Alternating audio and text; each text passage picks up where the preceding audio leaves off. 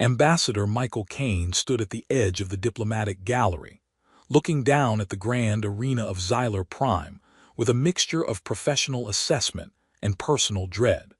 The arena was a spectacular achievement of engineering, carved from a single mountain of crystal that caught and amplified light in ways that created an almost hypnotic visual experience.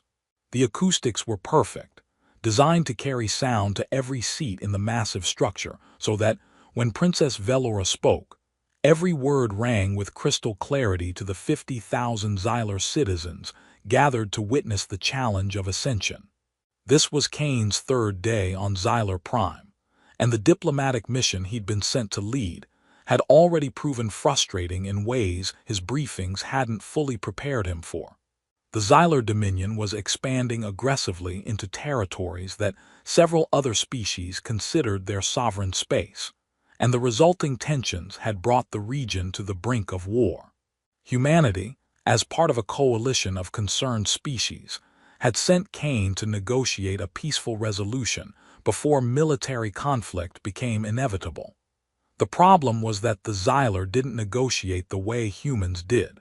They didn't see diplomatic discussions as collaborative problem-solving between equals. They saw them as weak species pleading for mercy from positions of inferiority. Every meeting Caine had attended over the past 3 days had been exercises in barely disguised contempt, Xylar officials listening with obvious boredom, while he explained human concerns about territorial sovereignty and the benefits of mutual cooperation, then dismissing his arguments with variations of the strong take what they need, and the weak submit or perish. Now he was watching the annual ritual that embodied everything that made the Xylar so difficult to reach through conventional diplomacy, the challenge of ascension. Princess Velora, heir to the Xylar throne and their greatest living warrior, stood in the center of the arena and offered combat to anyone who questioned her right to rule. According to Caine's cultural briefings, she'd done this every year for the past 5 years, and no one had ever accepted the challenge. Velora was impressive even from this distance. 7 feet tall with the powerful build that characterized Xylar physiology, they'd evolved on a high-gravity world, and it showed in their dense muscle and bone structure. Her armor was ceremonial but functional, worked with metals that caught the crystal arena's light and threw it back in patterns that probably had cultural significance Caine didn't fully understand. Her ears, long and swept back like wings, were adorned with golden rings that marked her royal status and combat achievements. And her face, visible even at this distance through the arena's excellent visual projection systems, carried an expression of absolute confidence and barely restrained disdain for the assembled witnesses who wouldn't dare challenge her. Magnificent, isn't she? A voice beside Caine made him turn. Ambassador Terrace, representative of the Vorlon Collective and Caine's counterpart from another species in the anti-expansion coalition, had joined him at the gallery railing. The Vorlon was humanoid enough that Caine could read some body language, and right now that body language said, profoundly discouraged. Intimidating, certainly, Caine agreed. Any luck with your meetings? None whatsoever. The Xylar trade minister spent 2 hours explaining why the Vorlon colonies in the disputed territories should be grateful for the opportunity to be absorbed into the Dominion, rather than resisting. When I pointed out that invasion tends to make species less grateful and more hostile, he looked at me like I'd suggested the laws of physics might be optional. Caine nodded grimly. He'd encountered similar attitudes. The Xylar genuinely didn't seem to understand why weaker species would resist conquest by a stronger one. From their perspective, it was natural law. The strong ruled, the weak submitted, and everyone benefited from clear hierarchies. The concept that sovereignty and self-determination might matter more than power simply didn't compute for them. Below, Princess Velora had finished the ritual preliminaries and raised her voice to address the crowd. The crystal arena caught her words and amplified them until they seemed to come from the air itself. I am Velora, Princess of the Xylar Dominion, defender of our people, bearer of 317 victories in honorable combat. I claim the right to rule through strength of arms, clarity of purpose, and dedication to our people's greatness. Who among you dares challenge this claim? Who believes themselves stronger, more worthy, more capable of leading our dominion to glory? Step forward now, or acknowledge my superiority and your place in the hierarchy beneath me. The crowd responded with a roar of approval that made the crystal structure hum. No one moved to accept the challenge. Of course they didn't. Velora was undefeated in over 300 documented duels. She was a living legend, trained since childhood in every combat discipline the Xylar had developed over millennia. Challenging her was suicide for anyone actually capable of combat and unthinkable for anyone with sense. Cain watched the ritual play out with growing frustration. This was the problem, right here in one perfectly crystallized moment. The Xylar built their entire society around physical combat prowess, and anyone who couldn't match that became irrelevant in their eyes. How was he supposed to negotiate with a culture that literally proved leadership through mortal combat and dismissed anyone who couldn't fight as unworthy of consideration? "This is pointless," Terrace muttered beside him. "We're wasting our time here. The Xylar will not negotiate in good faith. They'll expand until someone stops them militarily, and then we'll have the war we're trying to prevent." Cain couldn't really argue with that assessment. 3 days of diplomatic efforts had produced exactly nothing, except increasingly condescending explanations of why the Xylar were justified in taking whatever they wanted. Tomorrow he'd file his report recommending that humanity begin military preparations, because diplomacy was clearly failing. Below, Princess Velora was completing the ritual, her voice carrying through the crystal amplification. "None accept the challenge. Thus my right to rule stands unquestioned, and our people's path remains clear. We expand, we conquer, we bring order to the chaos of weak species who cannot govern themselves. This is the way of strength, and strength is the only true law." The crowd's roar of approval washed over the arena, and Cain felt something shift in his thinking. A memory surfaced from his training at the Diplomatic Academy, from a lecture on unconventional negotiation tactics. The instructor had been an older woman who'd spent 40 years negotiating with species across known space, and she'd said something that stuck with Cain. Sometimes the only way to reach a culture is to speak their language, even if it's not a language you're comfortable with. If they respect warriors, you need to show warrior courage. If they respect sacrifice, you need to demonstrate willingness to sacrifice. Diplomacy isn't always about finding common verbal ground. Sometimes it's about finding common experiential ground. What was the Xylar language? Combat. Strength. The willingness to physically stand for what you believed. They didn't respect eloquent speeches or logical arguments because those weren't their cultural currency. They respected someone willing to step into an arena and put everything on the line. Cain made a decision that was probably incredibly stupid, but might be the only option that had any chance of reaching Princess Velora, and through her, the Xylar power structure. Before he could second-guess himself into paralysis, he spoke to Terrace. "I'm going to do something inadvisable. If I don't survive, please make sure my report gets back to Earth explaining why I thought this was necessary." "What are you?" Terrace started, but Cain was already moving. He walked out of the diplomatic gallery and down the steps toward the arena floor. The crowd noticed his movement with growing confusion. Who was this human leaving his designated area? Cain reached the arena floor and walked across the pristine crystal surface toward where Princess Velora stood, still basking in the crowd's approval of her unquestioned dominance. The crowd's noise shifted from approval to confusion to something like laughter as they realized what was happening. A human, a species known more for trade and diplomacy than combat, physically smaller and weaker than Xylar by significant margins, was approaching the challenge circle. Several Xylar in the crowd were openly laughing now, pointing at Cain and making comments that didn't need translation to convey. This foolish weakling thinks he can challenge our princess. Princess Velora turned to watch his approach, her expression cycling through surprise, confusion, and what might have been concern.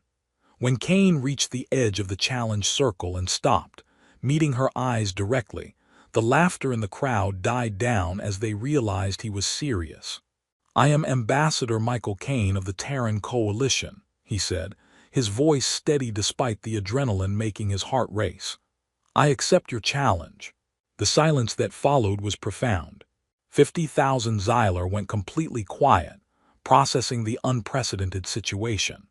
Princess Velora stared at him, her ears tilting through several positions that Cain's cultural training indicated she was cycling through disbelief, confusion, and growing concern. Human, her voice was quieter now, meant just for him rather than projected to the entire arena. "You understand what you have done. This is a combat challenge. The terms are to the yield or incapacitation. I have killed challengers in this arena when they refused to yield despite defeat. Are you certain you wish to proceed?" "I understand the terms completely, and yes, I'm certain." "Then you are either extraordinarily brave or profoundly foolish, and I suspect it is the latter." She gestured to an attendant, raising her voice to address the arena officials.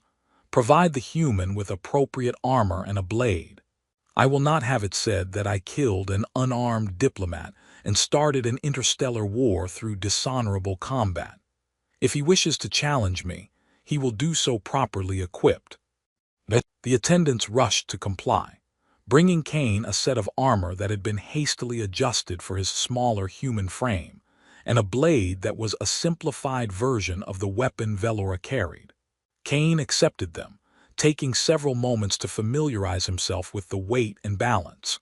The armor was heavier than he preferred but well made, and the blade had good balance despite being designed for Xylar hands that were larger than human. Several of Cain's diplomatic colleagues had made it down to the arena floor, trying to reach him, but arena security held them back. Once a challenge was formally accepted, outside interference was forbidden by sacred tradition. Cain could see Ambassador Terrace shouting something that was probably variations of, "What the hell are you doing?" But he couldn't hear it over the crowd's noise as they realized this was actually going to happen. Princess Velora waited patiently while Cain equipped himself, and when he signaled readiness, she addressed the arena in formal tones. "The human Ambassador Michael Cain has accepted the challenge of ascension. We will duel according to tradition, to the yield or incapacitation, with all honor and before these witnesses. Let it be recorded that he was properly equipped and given every consideration. What happens now is by his choice and his responsibility." She turned back to Cain, lowering her voice again. "Last chance to withdraw. There is no shame in recognizing that you are not equipped for this combat. You are a diplomat, not a warrior. I respect your courage in stepping forward, but courage without capability is just elaborate suicide. I appreciate the concern, Princess, but I'm not here because I think I can defeat you in combat. I'm here to make a point." "What point?" "That humans don't back down from challenges just because we're not the strongest. That courage and principle matter just as much as physical power. And that maybe, just maybe, your culture's obsession with combat prowess is blinding you to other forms of strength that deserve equal respect." Velora's ears tilted in what Cain thought might be surprise. "You challenge not to win, but to make philosophical argument. I challenge to demonstrate that diplomacy deserves a chance, and that species who can't match your physical capabilities might still be worthy of respect and equal standing. If I can make that point through this duel, then whatever happens to me personally is worth it." "Fascinating, foolish, but fascinating." She raised her blade to ready position. "Then let us see if your point survives contact with reality." The signal was given and Princess Velora advanced. Cain had exactly one advantage going into this duel, and he was acutely aware it was barely an advantage at all. He trained. Not as a warrior. Humans didn't have combat-focused cultures like the Xyler, but he'd spent years studying various martial arts as both physical fitness and as cultural preparation for diplomatic work with warrior species. He understood combat theory, had decent reflexes, and most importantly, he'd studied recordings of Xyler dueling extensively during his preparation for this mission. None of that would let him defeat Princess Velora. She was stronger, faster, more skilled, and had 300 victories worth of experience. But it might let him survive longer than she expected, and surviving long enough to make his point was the actual goal. Velora's first strike was testing, not her full power, but enough to gauge his capabilities and end this quickly if he was completely incompetent. Cain didn't try to block directly, which would have been futile against her superior strength and leverage. Instead, he moved, shifting position at the last moment so her blade cut through empty air where he'd been standing. The crowd made a collective sound of surprise. It wasn't impressive that Cain had avoided a strike. Any competent warrior could do that. But the way he'd moved suggested he'd read Velora's intention and reacted before she fully committed to the attack. That implied training and combat awareness that most diplomats wouldn't possess. Velora pressed forward with a combination sequence that would overwhelm most opponents through speed and power. Cain retreated in controlled fashion, maintaining defensive positioning while watching her form intently. He was studying her, looking for patterns, tells, the small movements that preceded her strikes. This was human pattern recognition operating at maximum capacity, the same cognitive architecture that made humans good at detecting threats and predicting behavior being applied to combat. 3 minutes into the duel, Cain still hadn't attempted a single offensive strike. He was purely defensive, evading and occasionally blocking when evasion wasn't possible. It was clearly frustrating Velora, who increased her intensity with combinations designed to force him into mistakes. "Will you fight, or simply run?" she demanded, driving him back with powerful strikes that rang against his blade when he was forced to block. "If you cannot even attempt to strike me, this challenge is meaningless exhibition rather than genuine combat." "I'm fighting," Cain responded, his breathing controlled despite exertion. "Just not the way you expected." He continued his defensive pattern, and something started to happen that caught the attention of combat-knowledgeable observers in the crowd. Velora's attacks were becoming marginally less effective. She was having to work slightly harder to press her advantage, having to commit more fully to strikes because Cain had begun anticipating her patterns.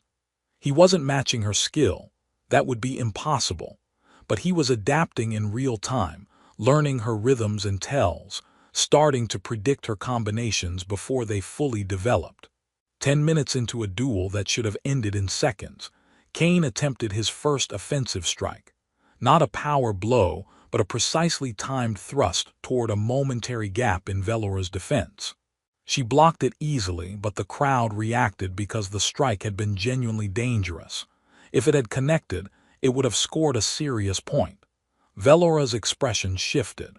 She was no longer dealing with an amusing curiosity. She was facing an opponent who, while dramatically inferior in absolute capability, was demonstrating something she hadn't encountered. Human cognitive flexibility and pattern recognition applied to combat in real time.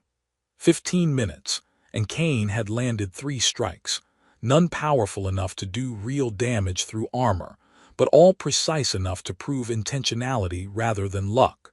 More importantly, he was still standing, still defending, still learning her patterns even as she introduced variations to prevent prediction. The crowd had gone quiet, trying to process what they were witnessing. This wasn't a conventional duel where matched warriors battled until one proved superior.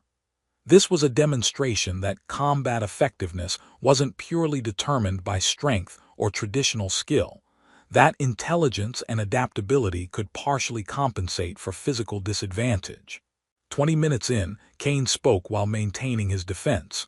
"Princess Velora, I didn't challenge you to prove I'm stronger or more skilled. I challenged you to prove a point that your culture needs to understand. What point? She demanded, executing a combination that Cain barely evaded. That strength isn't the only form of power worth respecting. That intelligence, adaptability, and strategic thinking deserve recognition equal to physical prowess. That a civilization built purely on combat dominance will eventually face challenges it cannot overcome through force alone. Velora's response was a sequence of strikes that finally broke through Cain's defense, landing a solid blow to his side that cracked ribs despite the armor and dropped him to one knee. She stood over him, blade positioned for the finishing strike, and the crowd leaned forward in anticipation of the inevitable yield or final blow. Instead, Cain looked up at her, his voice strained but steady. "I haven't yielded. And I won't. Because I'm not defending my pride or my personal survival. I'm defending the principle that diplomacy and reason deserve a chance before we resort to war. That species who can't match your physical capabilities still deserve respect and sovereignty. That's worth standing for even when I can't win." Velora didn't deliver the finishing strike. She stood frozen, her blade raised, her expression cycling through confusion, surprise, and something that might have been respect. The crowd waited in silence that stretched and stretched. Finally, she lowered her blade and stepped back. "You are injured. You cannot win this duel by any conventional metric, yet you refuse to yield. Why?" Cain used his blade as support to push himself back to his feet. His breathing labored, and one hand pressed to his injured ribs. "Because winning isn't the goal. Demonstrating that I'm willing to stand for what I believe despite impossible odds, that's the goal.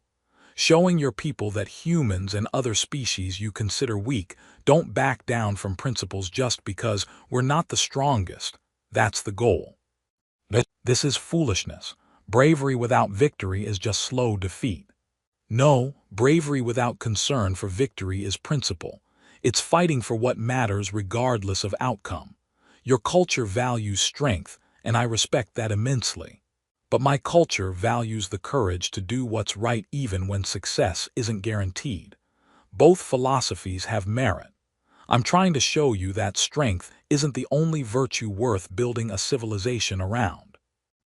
Velora was very still, her ears moving through complex positions. The crowd had begun murmuring, discussing what was happening in ways that ranged from confused to thoughtful to outraged. After a long moment, she spoke loud enough for the entire arena to hear. "I call formal pause to this challenge. What is happening here requires consideration beyond simple combat." The crowd's reaction was mixed. Pausing a challenge of ascension was unusual and required specific justification. But Velora was princess and wielded authority to make such calls. She turned to Cain, lowering her voice. "I wish to understand your true purpose. You say you fight to protect diplomatic principles. Explain this more completely." Cain took a moment to catch his breath, very aware that he was still in significant pain, and that this pause might be his only chance to actually communicate what he'd been trying to demonstrate. "Your dominion is expanding into territories that other species consider sovereign. You justify this through superior strength, that power grants rights. Most species in this region cannot match your military capability, so by your logic they should submit. I'm arguing that there's another way to measure worth and right to self-determination. Intelligence, adaptability, the capacity to solve problems through means other than violence.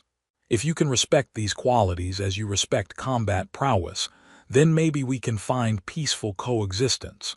That's what I'm protecting, not my life, but the possibility of peace based on mutual respect for different forms of capability." Velora addressed the crowd again, her voice carrying that formal tone of someone making an official pronouncement. "This human has demonstrated something I did not expect. By conventional assessment, he should have been defeated within moments. He is smaller, weaker, less trained in combat arts. Yet he has endured for 23 minutes through means I did not fully anticipate. Pattern recognition, adaptive learning, strategic positioning rather than power. He has not defeated me, let that be absolutely clear. but he has proven that there are forms of strength beyond physical combat, forms of capability that deserve acknowledgement. She turned back to Cain. You have made your point, human. I offer you honorable withdrawal. Hardline Xyler traditionalists were outraged that their princess had shown what they interpreted as weakness. But progressive factions and younger Xyler saw it as enlightened leadership, evidence that Velora had wisdom to evolve their culture's approach. The diplomatic community across multiple star systems reacted with shock. The duel that was supposed to reinforce Xyler dominance had become a watershed moment that might actually prevent war. On the second day of Cain's recovery, Princess Velora visited him privately. She entered without her usual ceremonial entourage, wearing simple functional clothing, and stood at the foot of his medical bed studying him with that intense focus he remembered from their duel. You risked death for a philosophical argument, she said without preamble. This seems strategically inefficient. Cain, propped up with various healing technologies attached, managed a slight smile despite lingering pain. It would be inefficient if the argument wasn't worth dying for, but preventing a war that could cost millions of lives across multiple species, that seemed worth personal risk. You genuinely believed one duel could prevent war. I believed demonstrating human courage in a context your people would respect might open doors that diplomatic speeches couldn't. Appears I was right. Velora moved closer, studying him with what seemed like genuine curiosity rather than the disdain he'd encountered from other Xyler. You did something unprecedented. You made me question foundational assumptions, that physical strength is primary measure of worth, that superior combat power justifies dominance, that weaker species are naturally inferior. These beliefs are core to Xyler identity. And now I wonder if our cultural foundations are incomplete rather than wrong. Strength matters, this remains true. But perhaps strength manifests in forms my people have not adequately recognized or valued. She sat in the chair beside his bed, a gesture of informality that surprised Cain. Tell me about human survival. How did your species reach the stars when you are not physically dominant? Cain thought about how to condense human history meaningfully. We survived through cooperation, innovation, and adaptability. Humans aren't Earth's apex predator, not even close. But we learned to work in large cooperative groups, to create tools that amplified our capabilities, to adapt to virtually every environment on our planet. We survived ice ages and droughts, predators and diseases, not through individual physical dominance, but through collective intelligence and stubborn refusal to quit when situations seemed hopeless. During our duel, you learned my combat patterns within minutes. Is this cognitive ability common among humans? Pattern recognition is one of our species' strengths, yes. Humans are exceptionally good at detecting patterns, predicting outcomes based on limited data, and adjusting strategies rapidly. It's why we excel at scientific research, strategic planning, and surviving novel situations.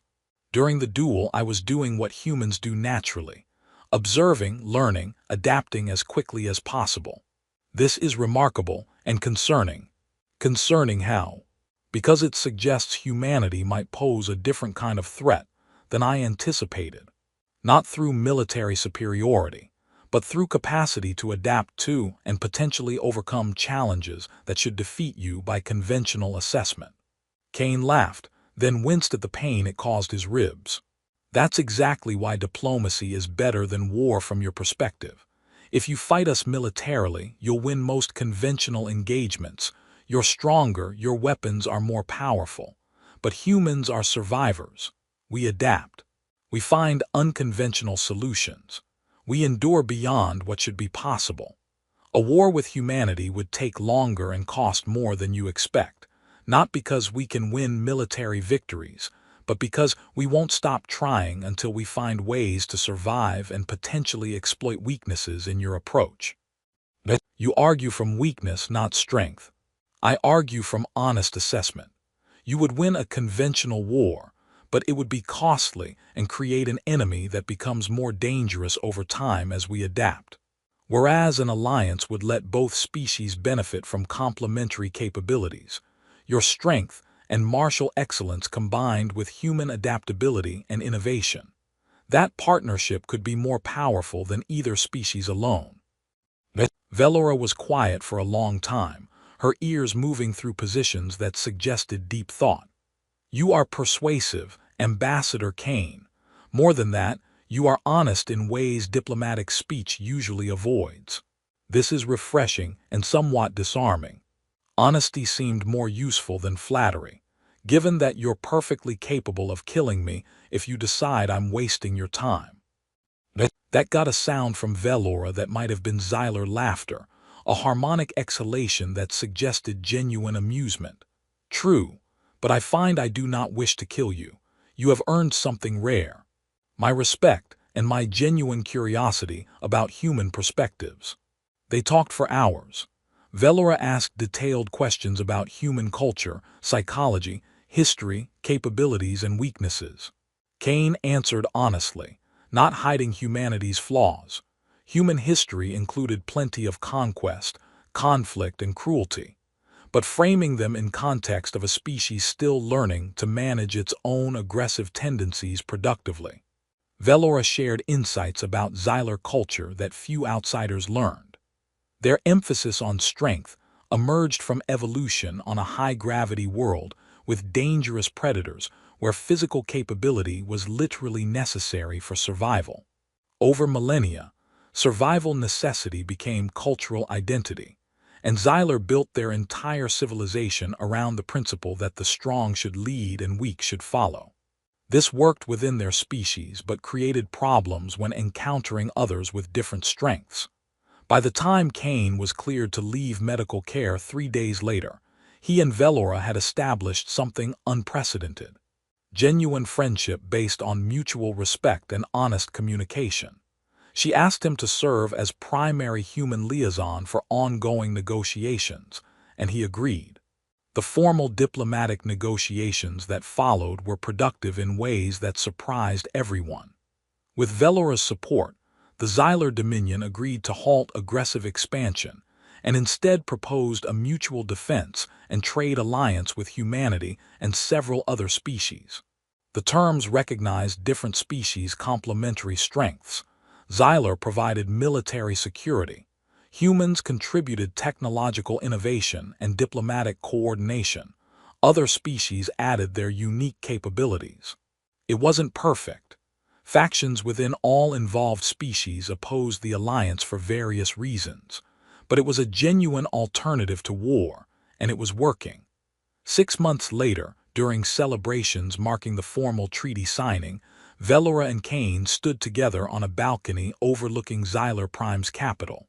The celebration below was genuinely multi-species, humans, Xylar, and others mingling in ways that would have been impossible before the duel. "Do you ever regret it?" Velora asked, challenging me, nearly dying for philosophical demonstration. Kane considered the question. "No, some things are worth risking everything for. Peace between our species was one of them. You changed my worldview fundamentally. Before our duel, I believed absolutely that superior strength granted superior rights. Now I understand that strength manifests in many forms, and true power comes from recognizing and respecting different capabilities, rather than trying to dominate through narrow definitions of superiority. That's wisdom, and exactly the leadership your people need, someone strong enough to question cultural assumptions and adapt to new understanding. I learned that from you, from watching a human who should have been helpless instead adapt and endure.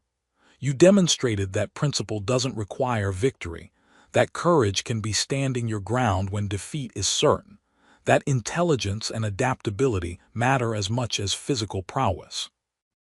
They stood in comfortable silence, watching the multi-species celebration below. A celebration that existed because one human stepped forward when everyone else stayed back, and because a princess was wise enough to recognize that her challenger offered not defeat but evolution.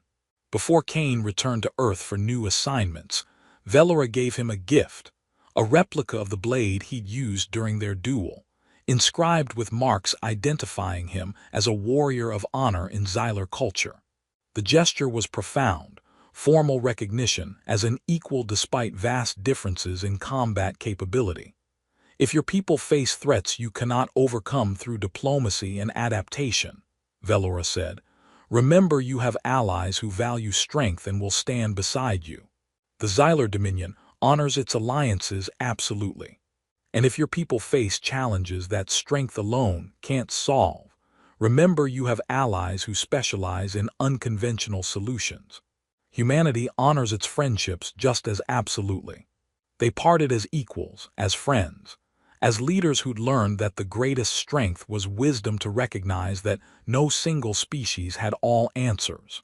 The alliance they'd built would face challenges, but it was founded on genuine respect and revolutionary understanding that different forms of power, when combined rather than competing, created something stronger than any species could achieve alone. And it began because one human stepped forward when asked, "Who dares challenge me?" and proved that sometimes the bravest thing was showing up for a fight you couldn't win, not to conquer, but to demonstrate